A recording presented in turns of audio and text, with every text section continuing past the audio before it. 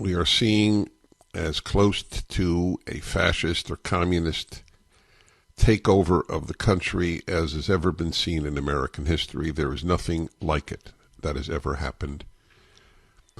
The closing down of all modes of communication by closing down of Parler, which was an alternative to Twitter. It's an alternative because Twitter was actually locking out the President of the United States, which is completely okay with the Democrats and the rest of the left in this country. They want us to be unheard. Power is not possible. The power they want is not possible with dissent.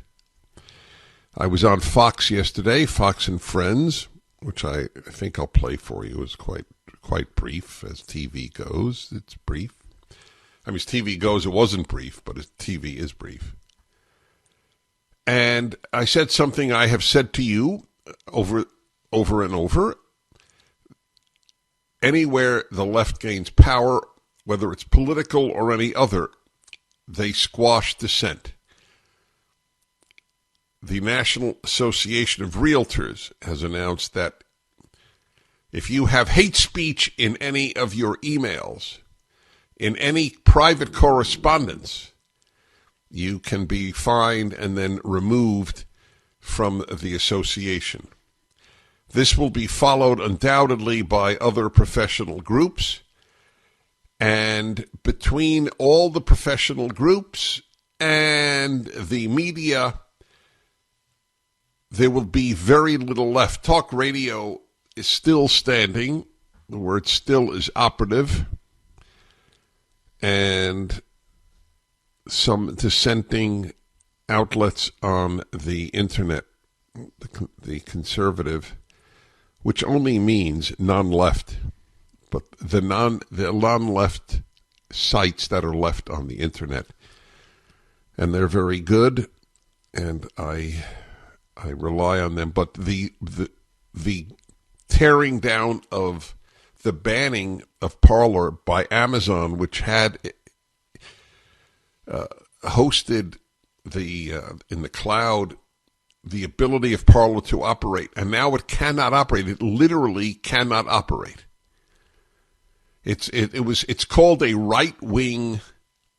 All the media call it a right wing source, or whatever the term would be.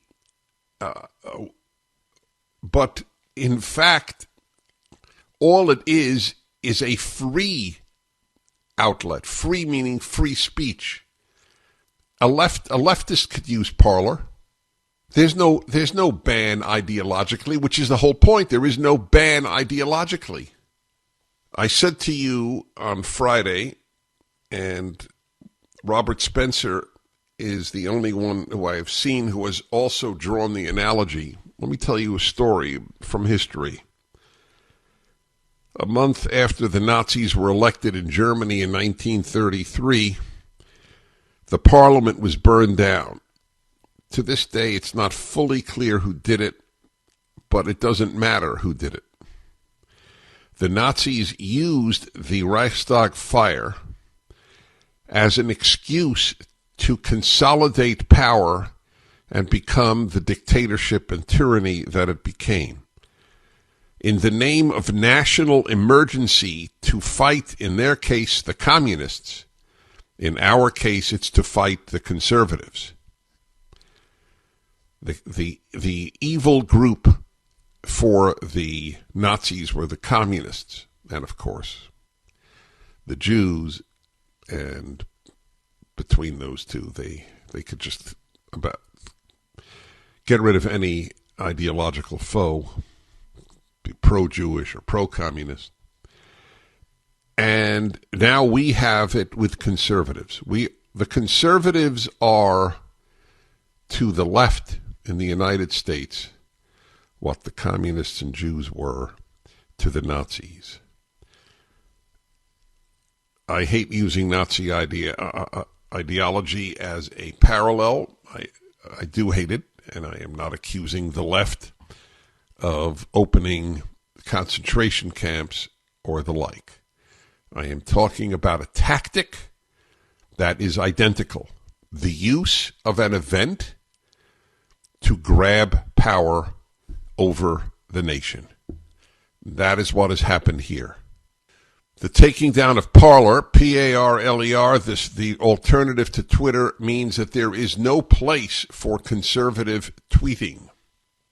If Donald Trump would like to truly help this country, he would form some sort of alternative, help fund an alternative source, not for right-wing speech, for free speech. We would allow left-wing speech. If I had the money and the people, I would recreate Parler and allow anybody. That's the American tradition. Right, left, you can talk. By having free speech, you will have some obnoxious speech, some disgusting speech. But you can't ban disgusting speech and have free speech. To my shock, pleasant shock, the ACLU even came out against this. ACLU is completely unpredictable in this regard. They say that if you deny that men give birth, you're a transphobic human being.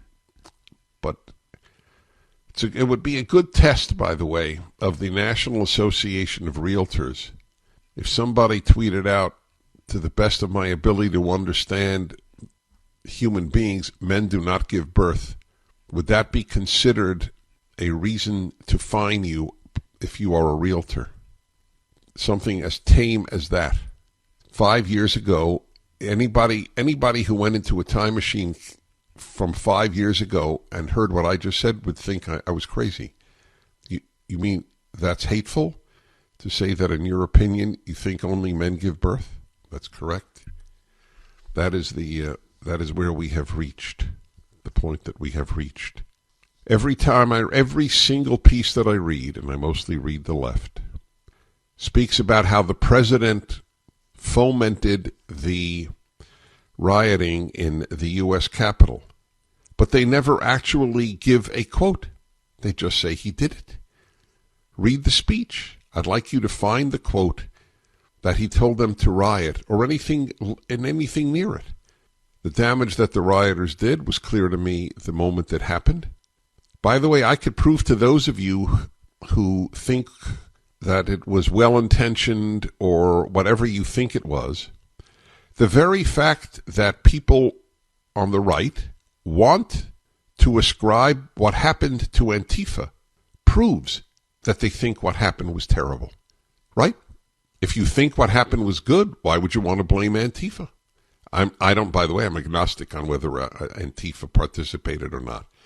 But I'm not agnostic on this issue. The very fact that people on the right want to blame Antifa shows that they can't stand what happened. Had somebody come to me and said, what is the best thing one could do for the left? I would have said riot in the U.S. Capitol. That's it. That's the best thing you could do for the left. But the phoniness of left's attacks after a summer of destruction, fires, the ruining of businesses, the taking over of whole areas in downtown major cities. It's like it didn't happen. Did you notice? We're living in a left-wing memory hole. I'm Dennis Prager.